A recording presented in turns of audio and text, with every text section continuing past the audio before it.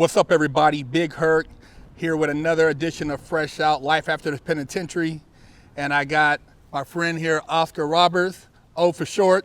You know what I'm saying? He's about to give you his story and let you guys know a little bit about him, where he's from, and what he's about. Oscar, go ahead and let the people know, a little bit about yourself. What's going on with you guys, man? It's your boy Oscar O for Sho Roberts, A&R manager, musician, songwriter, philanthropist, all of that. Just here representing with my bro. Obviously, I'm fresh out. I've been going on 9 months of being out of federal penitentiary for, pretty much leveraging a art heist and brokering the deal with some pretty heavy individuals. It was like $40 million worth of stolen artwork.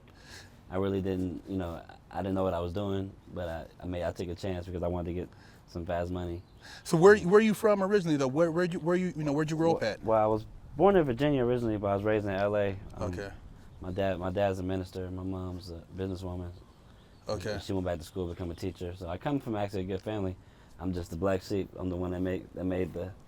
Hey man, don't feel bad. I'm the black sheep too. Ain't nobody in my family ever done time, and I had to crack the door open with juvenile hall, YA, and the pen. So it's and my people, they're all military background. Yeah, my dad. Yeah, my so dad's Air Force. It's like it was embarrassing, but hey, we do what we got to do. Exactly. So as far as you said you grew up out here. Were you, did you get into a lot of trouble growing up, or you're a pretty good kid, or? I was a pretty good kid actually. Then I went through some traumatic things in my life that caused me to start attaching to other people, and I started gang banging and getting involved with. I was banging bloods in Inglewood. I was kind of trying to do too much and trying to be involved in a lifestyle that I really shouldn't have been, because I came up with a whole nother circle of friends. Like one of my close friends, Sean Young. He was, even though he could be a gangster, he was a good kid. He grew up on TV and positive environment, so he had me in other things. But instead of me just choosing one path, I tried to play and mix everything together, which is actually one of my gifts, because I'm good at bringing people together. But at that time, I didn't really know what I was doing, so I was just out there. Okay. So what was the actual incident that led to you going to prison? This last time.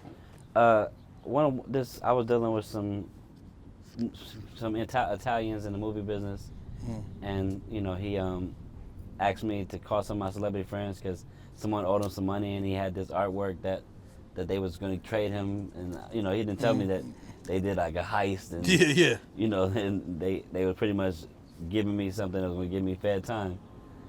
Anyways, some cats brought me some artwork, didn't tell me it was stolen.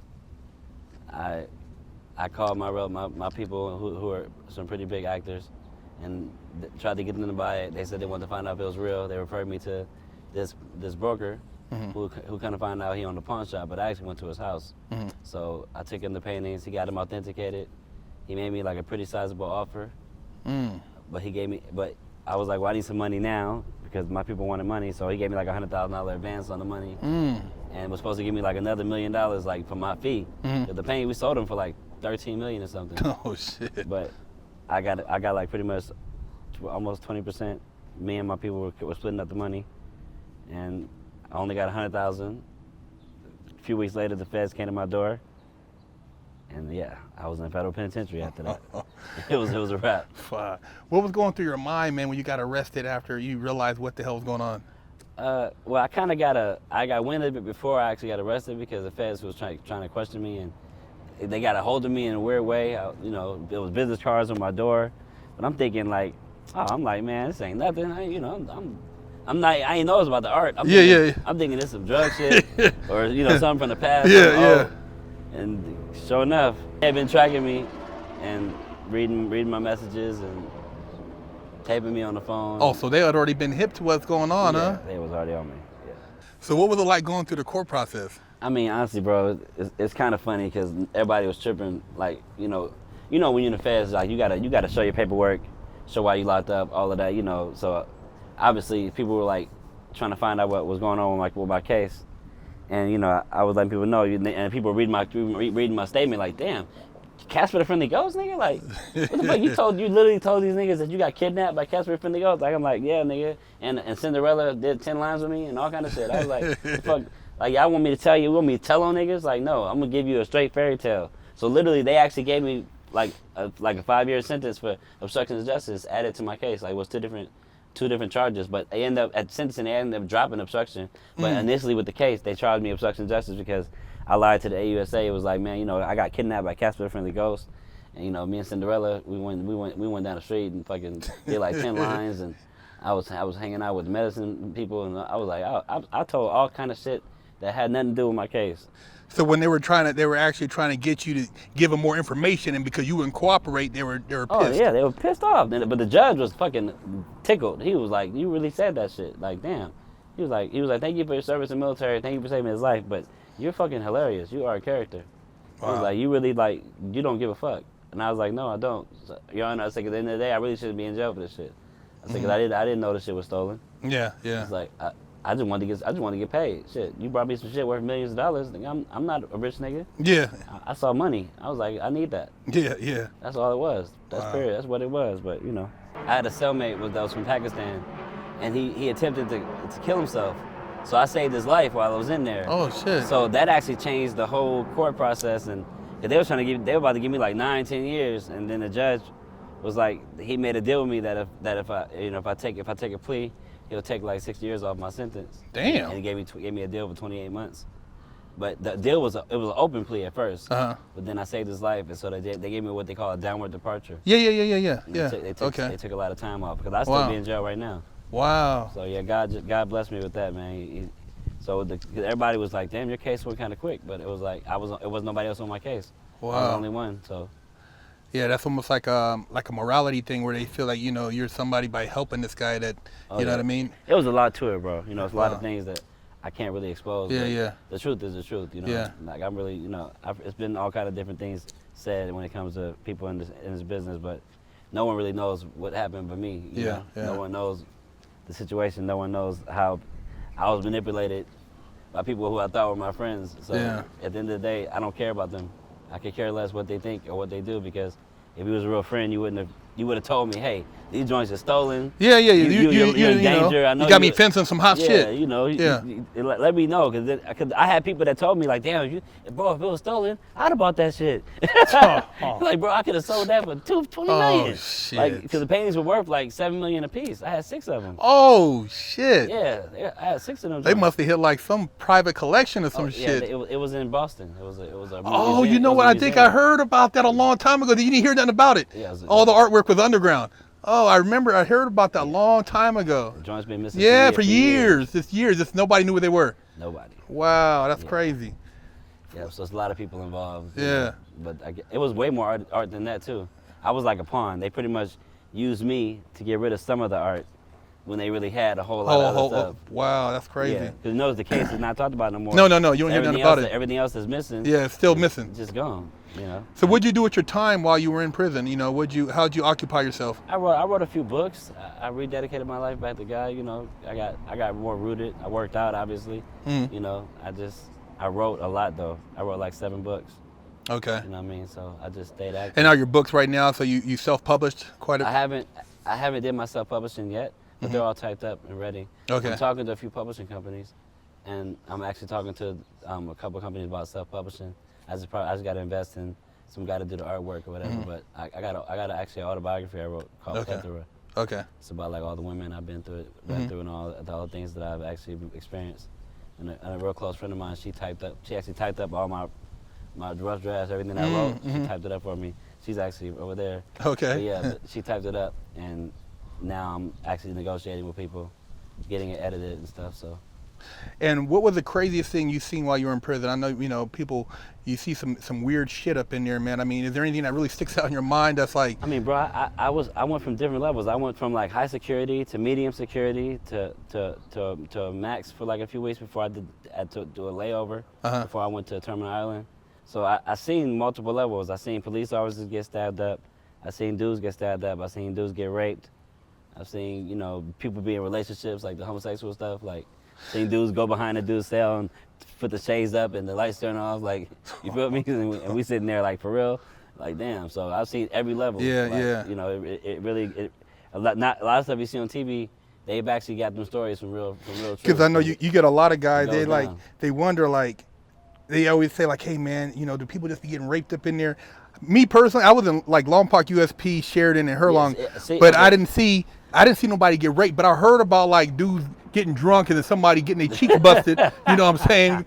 But I'm like, that's why I never fucking that moonshine. A dude get it, then then you're weak, and then a dude twist you up. But you know, it's crazy, man. So you know, to see, you know, being in prison, you see that shit. It's just like it's crazy. Yeah. So as you got closer to being released, I mean, how were you preparing yourself mentally? What are some of the things that you did, or you know, were there anything that, you know, did you have like a epiphany before you got out, as far as, you know, something you wanted to do when you got out that was different than when you went in? I just prayed a lot, and like I really like see one thing I can say is like a lot of people they live with fear, right? Mm-hmm. But when you go to federal penitentiary, it's not, you know, I did the state stuff, I did the county stuff, but I went to the feds and I actually seen like a lot of stuff you hear about, you actually see. I saw the bankers that did $100 million heists. Mm-hmm. I seen the kingpin drug lords. I seen the Mexican mafia dudes. I seen the child molesters. I seen the killers. All them levels. So it's like fear. It was like, what? I was, you know, my cellmate was doing life. Like, he murdered like 7 people. You feel me, in a bank robbery. Yeah. You know what I'm saying? Like, so I'm sitting there like, fear? Like, no, I'm not. That's why a lot of people are like, man, you getting out of jail, you nervous, you scared? Like, no. I literally fear no man but God. Like how Tupac said, even though he got taken out, it's like I don't walk around here like with fear. Like I'm way more honest than I ever been. I used to be like a super liar. Now it's like, even though I still keep shit to myself, but I'm open too. Like I let it be known. Like what the truth is the truth. You can't really run away from that. So it's like that's the thing that I got to. Like I was like, man, I'm gonna just get out here and just, I'm not gonna be ashamed of what I'm going through, because I really learned lessons. Like I got things that'll never leave me, that will stick with me for life, and I got friends that are closer to me than my own family. Yeah, yeah. Like dudes that are in jail for life that never getting out, but I talk to them every day. Yeah, I feel you. I know the same thing, where you build a bond with guys because of what you guys have been through. Yeah. Yeah. So you know, when you got out, what was the first thing you did? I mean, what were some of the things you did once you got out, now that you had went through that experience? First thing I did for real though was like ran to my father and gave him like a big old hug, and like went straight to my mom and just like, you know, I was like a kid. You feel me? I just missed my family, so that was the biggest thing to me. Like over everything, I just wanted to be with my family and like be around people that really like love me and care about me outside of what I built in prison. You know, my mom and them. A lot of my friends didn't really communicate while I was in jail. Niggas knew I was gone, but nobody really reached out to come find me. I got visited by like one homie while I was in jail. You feel me? So yeah. like niggas knew I was locked up, but niggas didn't say, hey, let me go check on my nigga. Like, no. So a lot of them niggas I don't even care to speak to. Like, I see them when they get out, they're like, oh, bro, you don't hit me up. What the fuck, nigga? Where was you at? So when you got out, though, did a lot of these cats try to pop back in the picture? Of course, nigga. They're still trying to be my friends right now to this day. Yeah. Niggas want to hang out. Or they'll see me and, oh, you looking focused. Oh, motherfucker, I was focused in jail, too. Yeah. Where the fuck was you at? Yeah. Nigga, I was eating soups and shit and making $2 last for a month. Exactly. The fuck? People don't get that part. That damn soup and tuna fish, man. Nigga, what? I mean, that shit works. I used to steal vegetables from the kitchen. All of that. I used to go in. I used to bring a bag to dinner, and then I collect all the food and put it in my balls. And sneak it back to the unit. I tell people I pull out a whole thing of oatmeal in my drawers. I have put it around my butt and just be walking. You know what I'm saying? And that's what you got to do, because you know what I mean. You got to eat. You know what I'm saying? My locker with a frying pan. Nigga. Yeah, you got to. Into the wall. Nigga, I'm making eggs and meat. Yeah. Right there on the fucking locker, nigga. Frying that, just sauteing it. Yeah. Everybody's smelling, even the officers. They knew what you them doing. Stingers, you up in there cooking. Yeah. Killing with the stingers. Yeah. I had like 2 of them joints. Nigga. Yeah. See, y'all don't know nothing about them stingers. That's when you gotta cook when you're on lockdown and shit like that. You don't have no hot water. You use that damn stinger. Yep. Hot water. You'd be surprised what hot water could do, boy. That shit make miracles with hot water, boy. So now, what are you doing now? You know, what's going on, Bo? I got a management company called Grindhouse Music Group. Okay. And I connected back with one of my childhood friends, Sean Young. He has a company called Young Legend Entertainment, and he owns this thing called the Mic Live. It's like a big platform for artists. Okay. So he's a friend that's been there through a lot, and you know we've been through different things, and so coming back right now with a clear head, because I used to be on drugs. So you know certain friends that dealt with me was like, oh, this nigga's on drugs, I can't fuck with him. Like, he's doing too much. So okay. Now I'm clear-headed. I'm not doing shit, so I can't even smoke. Even though I still like weed, but I can't do it. You feel me? So, like, me and him got a joint venture situation. Then we got a few artists. Okay. We got one named Scrizzy that's, like, really, really doing good numbers right now. He's about to get a deal. He's focused. We got a few other artists. He has a group named Rory. It's like an R&B group. Okay. But we got our hands in some nice things, movies, real estate. So was it hard for you to get like back in the mix of that stuff, or did you have a lot of people that kind of helped you out? Because I know a lot of guys, I used to see them in the halfway house, and man, they be struggling, man. And you know, I was struggling because I didn't really, I took my time with building with people. okay, You know, like I didn't just jump into relationships. I wanted to see who really was about it and who really wasn't, you know? So that's really what I did. And, you know, just to be totally transparent, like, when I first got out, I got a job at UPS, you know? oh wow, I worked, Yeah. I had a side job at a company called Postmates, and I just grinded. And in grinding and working, I just reconnected myself with certain people. And while I was in jail, the artist that I got, Scrizzy, the guy that was his financier, the funding behind him, is a friend I've known for years named Big Kevo. So, and he's from LA. So he's the reason why I'm messing with him. okay, So he's still in the picture right now, even though he's locked up, okay, guiding me and just keeping me focused, you know. okay. So I have a good support system, and I mean, obviously I got God first, and I got my family. So I'm really, you know, I'm good. I spent a lot of time with my family. I was just with them before I came here. That's why I was late. Okay. Like, I'm super family oriented. So that's.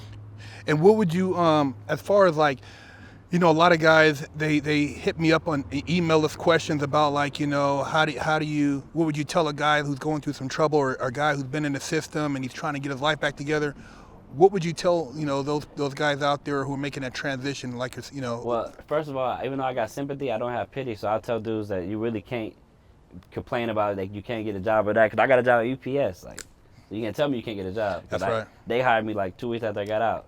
What a felon. What a felony. Yeah. Knowing, and I'm sitting there telling them, my PO was downstairs and I had an ankle monitor on, and I got hired. And she saw the ankle monitor, and my PO brought me to the interview. You feel me? So they can't tell me that, like, a lot of people get out, oh, I can't get a job. No, certain places won't hire you. But there's a lot of places that will hire you. You just gotta be willing to work. A lot of guys go to jail because they hustle, so they really don't want to get a job. Like, I feel them. Like, I hate working. You feel me? I hate that shit. For $12 an hour, like, you serious, nigga? I was making $100,000 in 2 weeks. Yeah. No, $12 an hour, no. But, you know, you gotta do what you gotta do, especially to stay, keep the people off your back. That's right. That's right. You don't want, you know, like, hey, I went to college. I've been went to school while I got out and everything, so my PO wouldn't be on my head. I barely talk to my PO. I barely see him. Yeah. And I, you know, the feds usually it be on you, but Yeah. my PO literally, as long as I don't get a dirty test, as long as I go to my little classes, I'm straight. Literally, I email him. Wow. There you go. So see, a lot of people be making excuses, acting like, you know, oh, I can't do this, I can't do that. It's what you really want to do. You know, the perfect example, man. He had the ankle bracelet on and still got a job. Sure did. And now I'm riding a 2017 Lexus. You feel me? Brand new. It just got this joint in my name. Wow. And in my company name as well. So I'm building my brand, and I'm building my name back up, and everything's legit. I'm not doing nothing illegal. Wow, that's great, So, man. Can't nobody really tell me that it's not possible, because it is. And, you know, like our dad always says, with God, all things are possible. So I know everybody doesn't believe in God, but I do. So I'm definitely gonna let everybody know what I believe in, and that's my motto. With God, all things are possible. Period. All right, so, I mean, wrapping it up, man, what would you like to leave the fans with, you know, our audience? What would you like to share with them as far as social media and whatever else you got going? Yeah, well, the company is Grindhouse Music Group. It's music with a Okay. Z. So it's grindhousemusicgroup.com, grindhousmusicgroup.com, group.com. And my social media is OFOESHO, at OFOESHO on Twitter, Instagram, all that. OFOESHO. Again, that's OFOESHO. That's O as in Oscar, F as in Frank, OESHO. OFOESHO. So you can find anything online, YouTube, videos, everything. Heaven in Hollywood, my reality series, everything. You can find all of that. Perfect example of somebody who's got out here and making it happen, you know what I'm saying? So I'm glad I was able to get his interview, so a lot of you guys out there who's sitting on your ass could see that ain't no excuses, you know? And I love what you're doing, bro, because it's actually good. It's good for us to be able to have a platform to share what we really go through, because people they write movies, everybody has their figment of imagination about it, but really, you don't really understand it unless you actually go through it. You literally don't. Like, stories don't do nothing for you. The stories of people that actually lived it is what happens, you know? That's why I'm actually going to turn my journal that I wrote into a book, too. That's great. I have that as well. So I'm just Yeah, focused, capitalize man. off it, man. Everything. You got to use Yeah. it. It's called repackaging yourself. You got to repackage and rebrand yourself. Use what you went through to make it into something better. That's what all you got to do. It's not hard. It's actually pretty simple. You just got to do it. Good shit, man. I appreciate Blessings, it, bro. brother. And much Appreciate success to you. All day.